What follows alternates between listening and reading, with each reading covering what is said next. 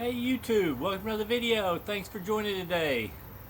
Today I was just going to talk a little bit more about our trip to New York, upstate New York. We were up there to see my wife's family. We stayed in a little town called Richford. It was kind of interesting when we were there. There was a thing on the wall saying that showing a map to John D. Rockefeller's birthplace, and it wasn't very far. We walked down there. It was a little over a mile. And I had a little video footage that I'll show in a minute from the just the site. It was not that exciting. There were a few remains, and there was a plaque telling a little bit, commemorating it. I found it really interesting because several years ago, my wife and I got into reading some of the Ron Chernow biographies, and he wrote one called Titan for John D. Rockefeller, and he also wrote one called House of Morgan, and he wrote a couple others, but they won huge awards. He did tons of research, found out a lot about the people that were in their lives and a lot of the things that occurred. He had to make up little portions of it, I'm sure, but he gave a good story. Anyway, Rockefeller, it was very interesting. He actually grew up in New York, upstate New York. He was born in Richford, where I had the place, but then his father actually was would kind of come and go. He was kind of jumped on different things to sell. He was kind of a snake oil salesman at times, always having the big deal, and he would leave the family for good periods of time. So his mother pretty well raised him, and she was very much a very strong Christian, brought him up very strictly, and taught him a work ethic. It turned out his father ended up being a polygamist. He actually had another family in another state, and ended up leaving them fully, I think around the time when he was 12 or 14, I can't remember. When we read the book, we also found out that he spent the years like between 12 and 14 in Owego, which is near where my wife grew up, near Binghamton. So we've been to the park that he would talk a lot about, that he really enjoyed in his childhood. So I just found it fascinating. He's a really interesting person in history. He became known because back in the 1870s, they thought the only oil in the world was in western Pennsylvania and in Ohio, and he had moved to the Cleveland area of Ohio along the river, and there was always boom and bust in the oil industry because there were lots of small players, and they would come in and do the oil. They would refine it themselves, leave the remnants in the water, and the water actually caught on fire multiple times. But it was always boom and bust because the prices would go up when there was a shortage. They would overproduce and then drive the prices down.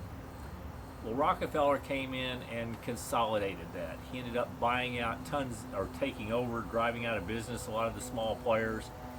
He kind of got a bad reputation for being a cutthroat businessman and cutting out a lot of the small players. But what he also did was bring a lot of efficiency to the oil business.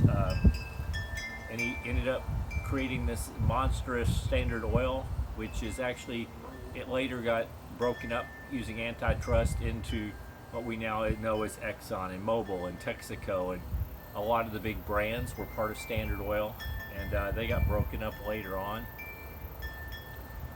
But he definitely brought efficiency, brought some price stability. Oil market started growing, and it also made it to where there was oil available when the automobile was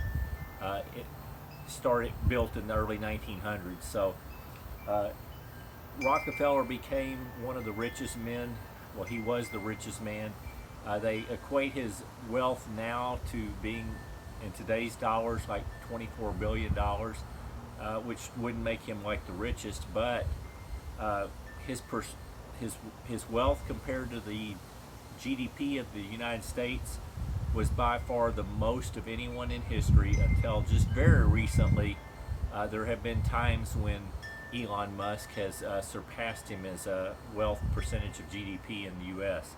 But extremely wealthy. There's still the Rockefellers in the Northeast that have some old money. But he was kind of known as a cutthroat businessman. But then on the other hand, he spent a lot of money for charity. His charitable upbringing, his mother teaching him, he always went to church. He started the Rockefeller Foundation, which was known for pretty much eradicating some diseases like mostly was able through the Rockefeller Foundation to get rid of yellow fever, and I forget what the other one was, but there's been a lot of good done too. So he was a very mixed man, considered cutthroat in business, but he did a lot of good charitable acts. Anyway, I'm going to show you the birthplace video now.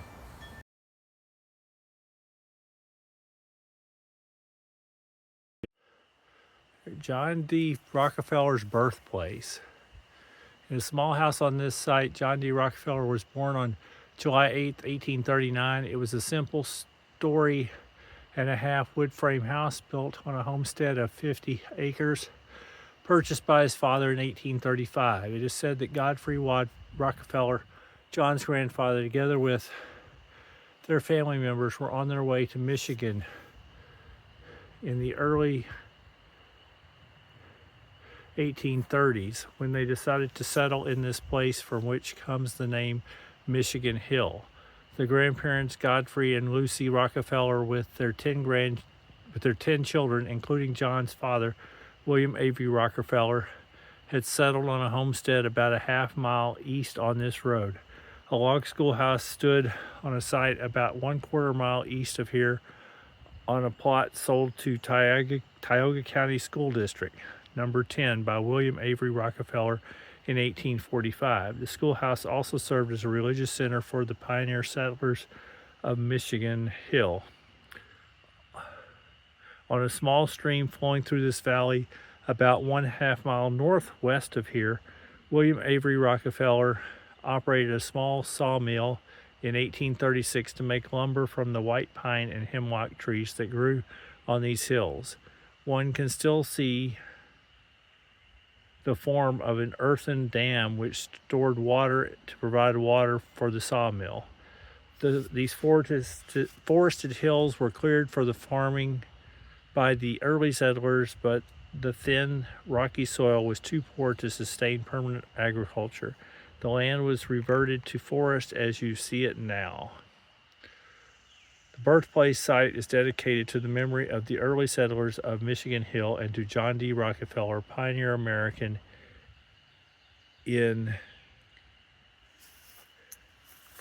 industrialist and philanthropist. And pioneer American industrialist and philanthropist. February 1980. And it was, yep. Anyway, Yeah, cool. so we made it to the site. And it's kind of cool. This is the foundation, I guess, where the basement was. So there's still a little bit from the homestead.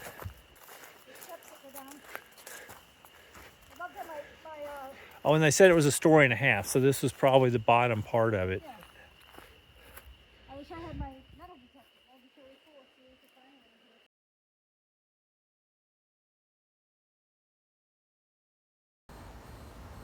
Okay, so I hope you enjoyed that.